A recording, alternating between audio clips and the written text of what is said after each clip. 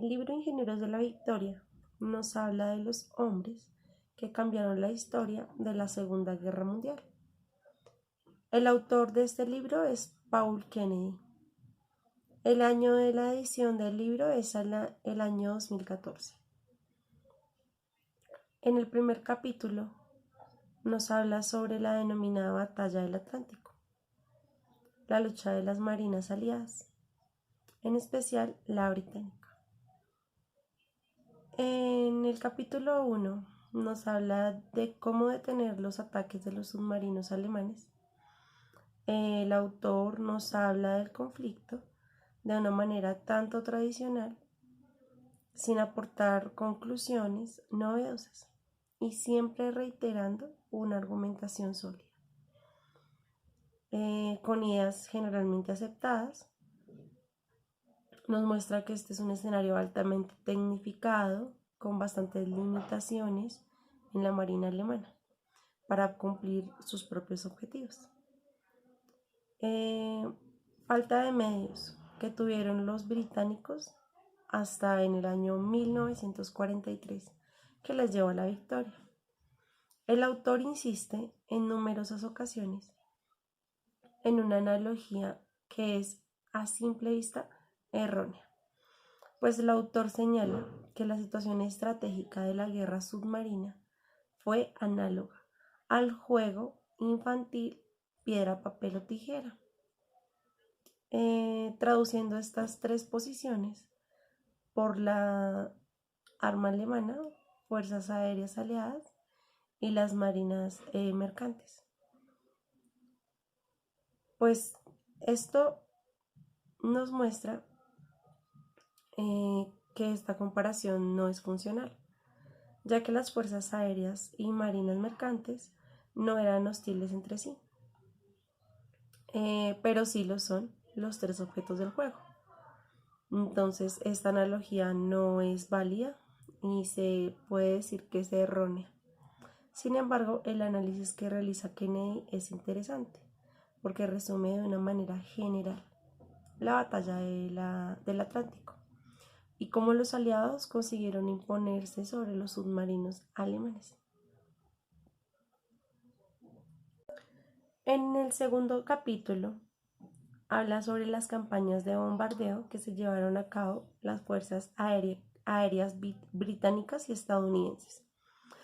Pues este siempre ha sido un tema controvertido por la discusión moral que subyace el aceptable ataque discriminadamente a la población de un régimen.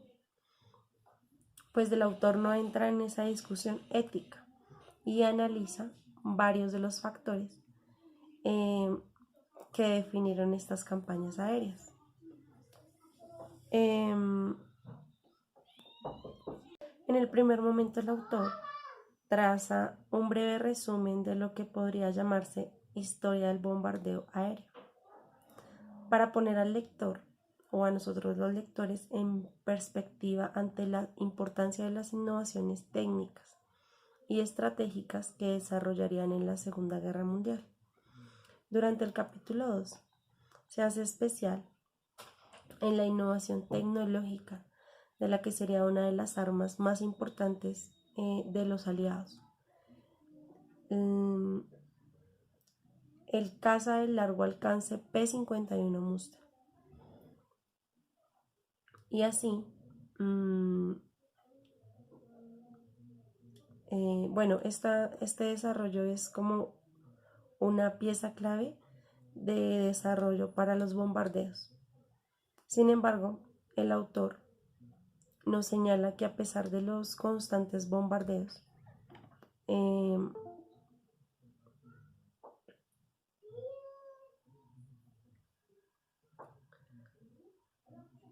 todo esto deja la puerta abierta a que si realmente tanta destrucción generó o fue necesaria. Entonces siempre esa discusión queda abierta porque en la Segunda Guerra Mundial y al crear esta arma o ese desarrollo tecnológico que se dio, pues queda esa duda, si tanta destrucción valió la pena o no.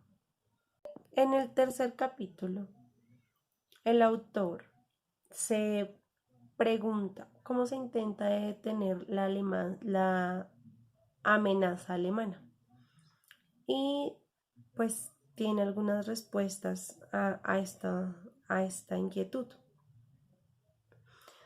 Desde el inicio de la conquista de la Unión Soviética, primero aborda el escenario del norte de África, mostrando las diferentes estrategias que tanto Erwin Rommel, general al mando de las tropas alemanas, como los comandantes aliados pusieron en marcha. El autor señala correctamente que las circunstancias de este escenario fueron muy peculiares, porque no son aplicables al escenario donde se ejecutó con todas las fuerzas disponibles el frente soviético.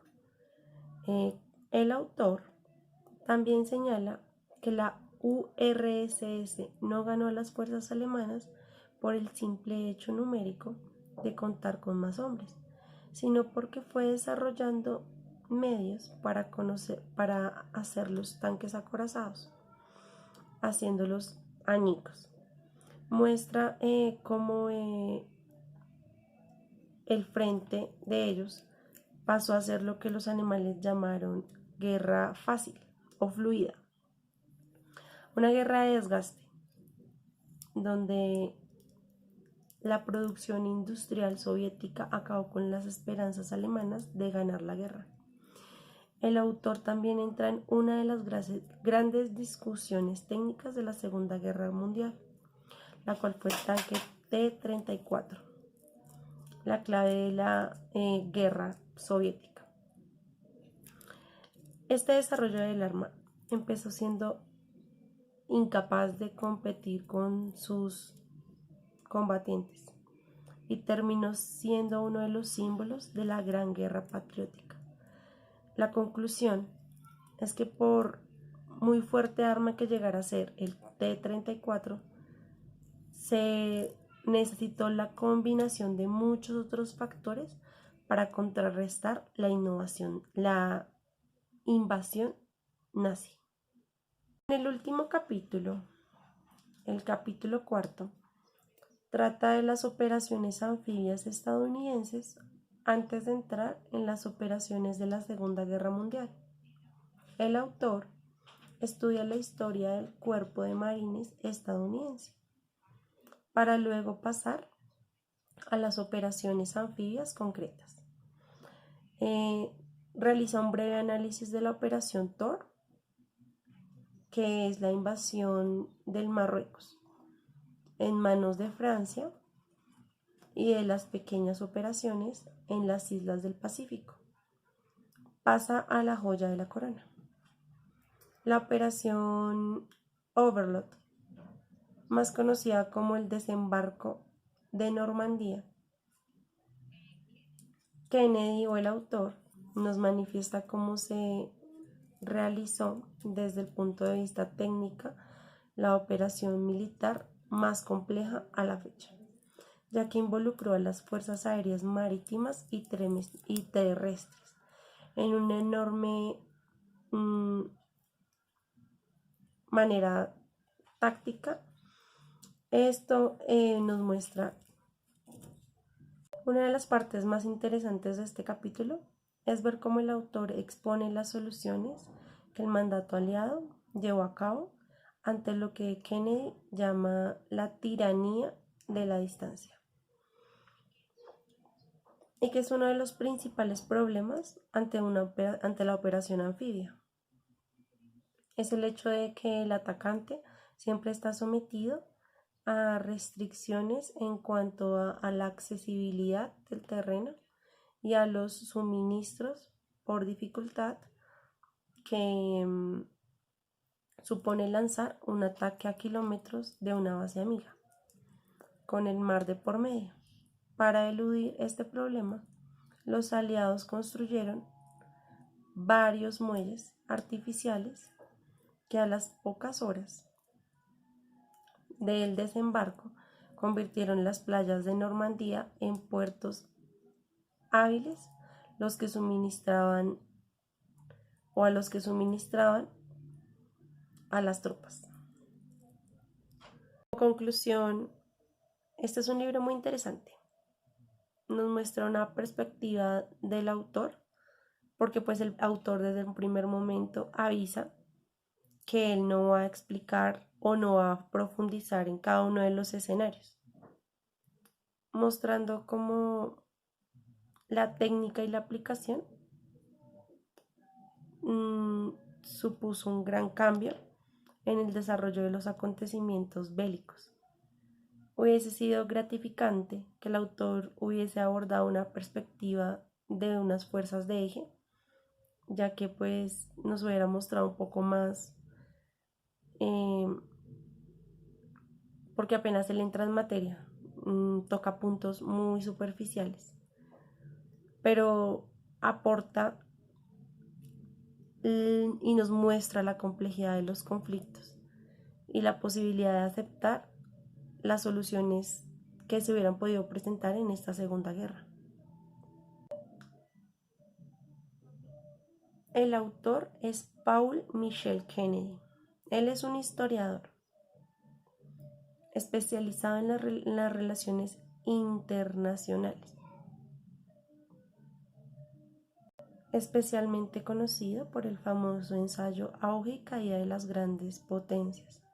En esta ocasión nos muestra un libro centrado en un análisis con grandes escenarios de la Segunda Guerra Mundial, la guerra submarina en el Atlántico, las campañas de bombardeos anglo-estadounidenses, las operaciones anfibias estadounidenses.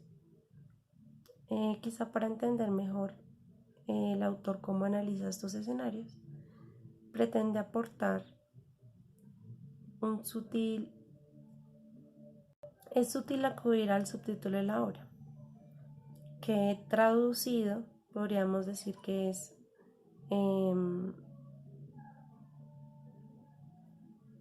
podría traducirse como arregladores de problemas. Y es de ahí de donde el autor hace hincapié durante toda la obra, tratando de mostrar cómo dichas operaciones de tan gran guerra mundial estuvo influenciado por los esfuerzos de unos pocos hombres que desde los puestos de intermedios de la cadena de mando lograron varios proezas que en muchos casos han pasado desapercibidos.